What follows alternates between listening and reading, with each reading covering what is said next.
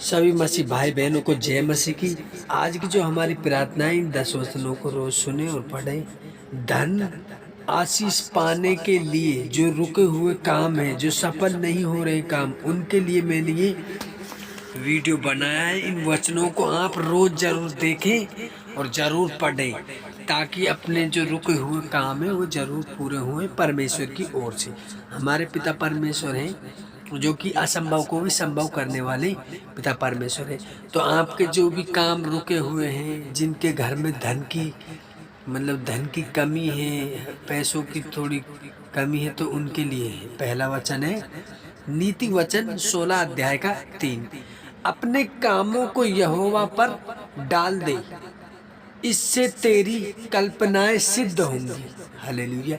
क्योंकि अपने जो भी सारे काम है उनको यहोवा पर डाल दो, मतलब परमेश्वर को और कहो कि पिता परमेश्वर हमारे इन कामों को करें, तो हमारे पिता परमेश्वर करेंगे।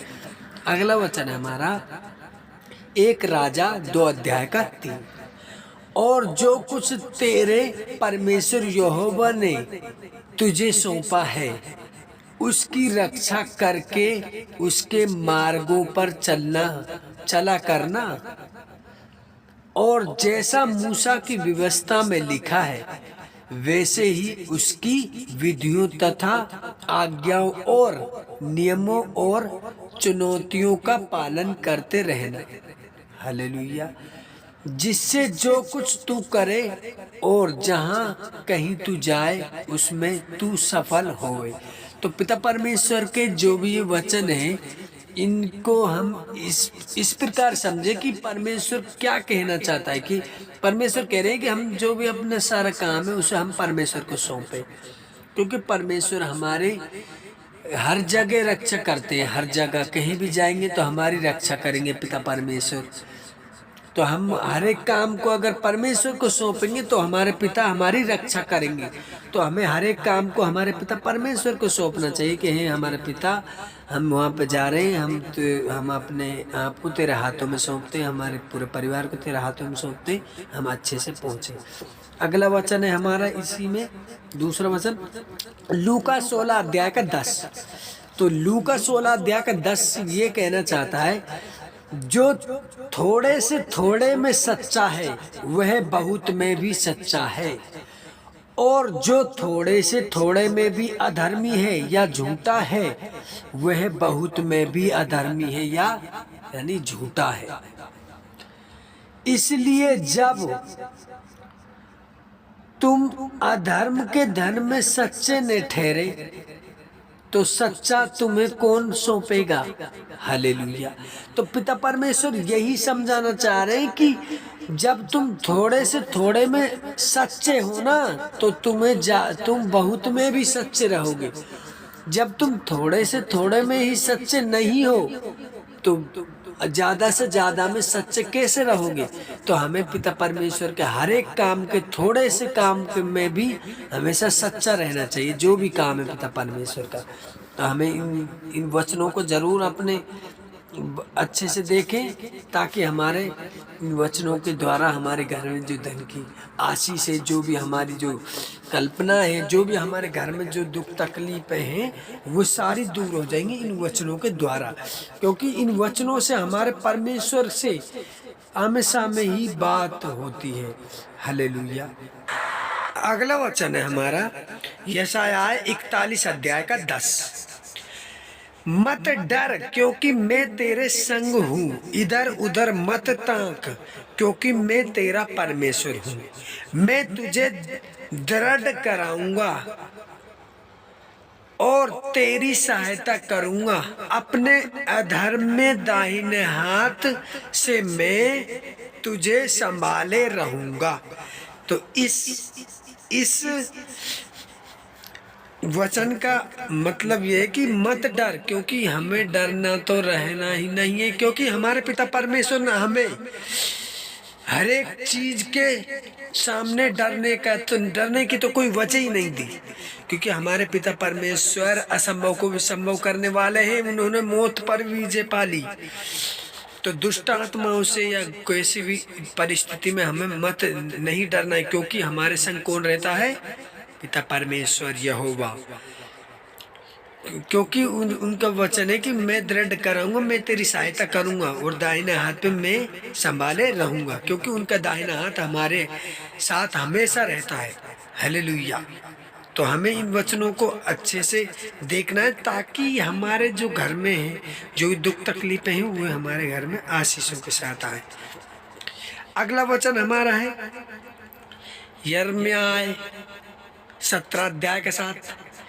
धन्य है वह पुरुष जो यहोवा पर भरोसा रखता है, यहोवा पर या परमेश्वर पर या पिता परमेश्वर पर भरोसा रखता है, जिसने परमेश्वर को अपना आधार माना है, माना हो, वह पिता परमेश्वर के द्वारा ही बनाया हुआ है। अगला वचन है हमारा इसी के साथ, व्यवस्था विवरण 8 अध्याय का 18। परंतु तू अपने परमेश्वर यहोवा को स्मरण रखना, क्योंकि वही है जो तुझे संपत्ति प्राप्त करने का सामर्थ्य इसलिए देता है कि जो वाचा उसने तेरे पूर्वजों के से शपथ खाकर बांधी थी उसे पूरा करे, जैसे आज प्रकट है। तो पिता परमेश्वर हमारे पूर्वजों को ही अच्छी बातें, अच्छा ज्ञान, हर एक चीज में अच्छी चीजें, हर एक चीज में आशीषें बरकतें देते आ रहे हैं। तो भाई हमें भी आशीषें बरकतें देंगे हमारे पिता परमेश्वर। तो हमें हमारे पिता परमेश्वर के वचनों के द्वारा या वचनों पर चलना चाहिए, ताकि हम अपने पिता परमेश्वर की स्तुति और महिमा को बढ़ा सके। इसी के साथ हमारा जो अगला वचन है भजन संहिता 37 अध्याय का 4। यहोवा को अपने सुख का मूल जान और वह तेरे मनोरथों को पूरा करेगा। तो परमेश्वर को अपने मुख्य परमेश्वर खुदा को मान, क्योंकि वह तेरे जो भी काम है उनको पूरा करेगा, जो भी तेरे काम रुके हुए हैं काम है उनको पूरा करेगा तेरे पिता परमेश्वर। अगला वचन है हमारा नीति वचन 3 अध्याय का 1 से 4। हे मेरे पुत्र, मेरी शिक्षा को न भूलना, अपने हृदय में मेरी आज्ञाओं को रखे रहना, क्योंकि ऐसा करने से तेरी आयु बढ़ेगी और तू अधिक कुशल से रहेगा। कृपया और सच्चाई तुझसे अलग न होने पाए, वरन उनको अपने गले का हार बनाना और अपनी हृदय रूपी बटिया पर खिलाना या पटिया पर खिलाना, लिखना, पटिया पर लिखना। और तू परमेश्वर और मनुष्य दोनों का अनुग्रह पाएगा, तू अति बुद्धिमान होगा।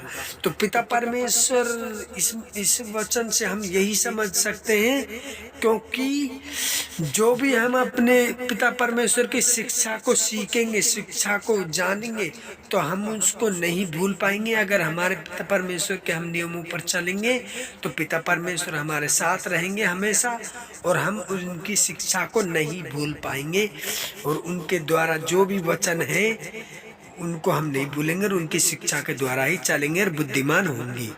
और पटिया इसी के साथ अगला वचन, लास्ट वचन है हमारा 9वां वचन, फिलिपियों 4 अध्याय का 17।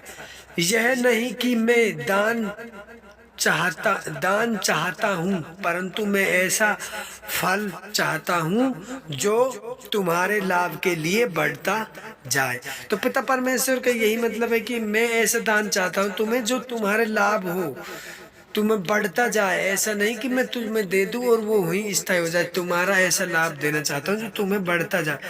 तो अगर हमारा ये वीडियो अच्छा लगा हो तो हमारे एक और 10वां वचन, कौन सा 10वां वचन बताऊं अगले वीडियो में, उसको मेरे पास शेयर करें, मेरे पास कमेंट करें, ताकि मैं उसको उस वचन को अगली वीडियो में आपको शेयर कर सकूं या बता सकूं। और आपको वीडियो अच्छा लगा हो तो लाइक करें, शेयर करें, सब्सक्राइब करें, और लास्ट में आमीन जरूर टाइप करें, क्योंकि मसीह भाई बहनों का लास्ट में आमीन जरूर होना चाहिए। अगर आप मसीह है तो सच में आमीन।